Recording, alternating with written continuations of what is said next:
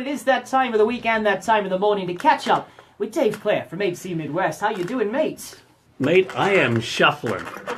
You're shuffling. Everybody's shuffling. Everybody's shuffling. I should have found that song before we started. Shuffling. Yes, carrying on our conversation from last week. Yes. Where I brought up the Cliff Young Shuffle, because I That's actually right. know some things sometimes. Sometimes. Yeah. And you know what? When you do, they're really, really They're rippers, on point, right? They're yeah. on point. You are on point.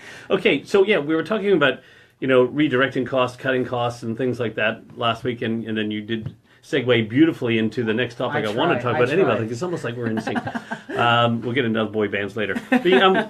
But yeah, so the Cliff Young Shuffle. Yes. So Cliff Young, famous Australian, back how many years ago was it now? Probably 20 years ago. Wouldn't have a clue. I just know the story. Long time anyway. But he was 62 years old when he ran his first Sydney to Melbourne marathon.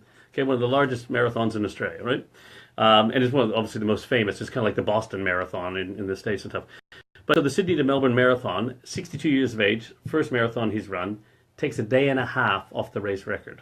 Which is stupid. That's a stupid amount. Like, Yeah. How? Not like it beat the record by an hour. Or a couple of seconds or a minute. Or 4 hours or like a minute. A day out. and a half off the race. For a guy who's not a marathon runner. Yeah. He was a farmer, right? Right, yeah. 62-year-old farmer. All right, so how could a 62-year-old farmer beat professional marathon runners by a day and a half? Like 36 hours He did at what they do best. by doing it his own way. He didn't Right. listen to how it was meant to have been done. He did the Cliff Young Shuffle, which you're going Yeah. to get. This is a bad thing for me. Look, because Yes. I know the answers. Right, but that was his style. Right, so his Yes. style was named after the way he ran. It was kind of like a shuffle, right? So It's very interesting. Yeah, very interesting. So, but first thing is to understand, a guy who knew nothing really about marathon running, who'd like to run, because he just did that to keep fit, Yeah, beat professional runners at what they do best. by a lot. By a lot. A lot. Like a lot. lot. Yeah. Right, so at 62 years of age, so firstly, you're never too old to make any changes, no matter how old your business is or how old you are. Yeah. It's never too old to attack something, have a go at something. But what he did is he just ran differently.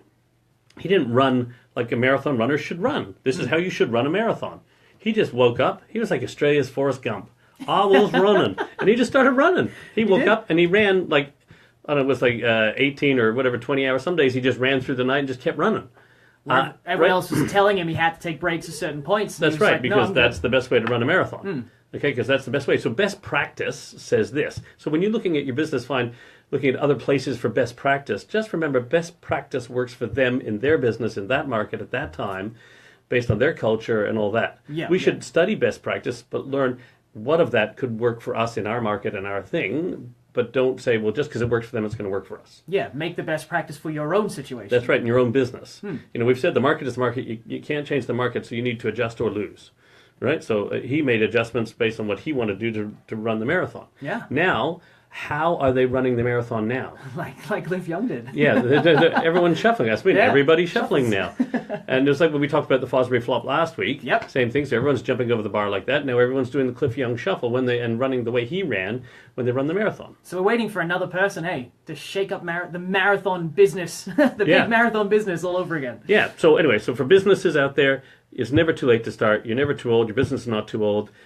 Do it the best way you think you can do it with the resources you have, and then don't have to listen to how other people tell you it should be done. Yeah. Because they've been doing it that way forever. And that could be yourself telling you this is the way we've always done our business. Yeah. Right? So why can a new business come into town and succeed where other businesses in that industry are struggling? Because they're not doing, they're sticking with what they've always done. And they're not, people are looking for something different. So now's your chance to challenge your business and how we could take a day and a half off our race.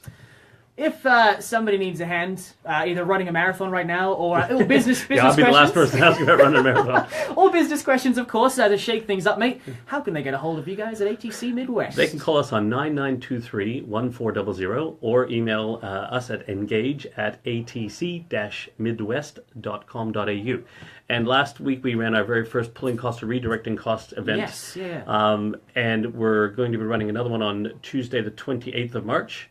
5:30 till 7 p.m. So we'll be sending stuff out through social media. But if anybody would like to get along to that or watch the live stream, we'll put the details at the bottom of this later. So Tuesday the 28th, about that same thing, pulling costs or redirecting costs out of your business. No worries. How to take a day and a half off of your race. Of your marathon, by looking Interesting. I love the video. I remember the first time I saw it, and I was like, he's not running a marathon. He's just like power walking. It's a very interesting technique. Check it out if you haven't seen it. Dave, thank you very much for coming in as always, mate. And we'll catch up with you in a week's time. Look forward to it. Cheers, Welshy. Perfect. So, there you go. There's all a bunch of other really great stories about people like that too. Stephen Bradbury, Australian speed skater who won the Olympic gold medal for speed skating. I know of the story. I don't know anything when everybody else fell down and he skated next week? through. Can we do another? We'll do that next week. We'll talk about that, actually, Do all sports for a month. Yeah, actually, and then there's a really great one also with the Olympics 400-meter ladies race where the lady who won did something miraculous to win the race at the very end. So, yeah, we could talk about a couple of those things. Interesting. Yeah, very interesting. Really cool life lessons and business lessons for all of us there. So, until then, we'll leave you those teasers and those hangers. We're doing good at that, yeah. A little lick of the ice cream, keep you excited. Welshy and I will be back next Tuesday. See you then. See ya.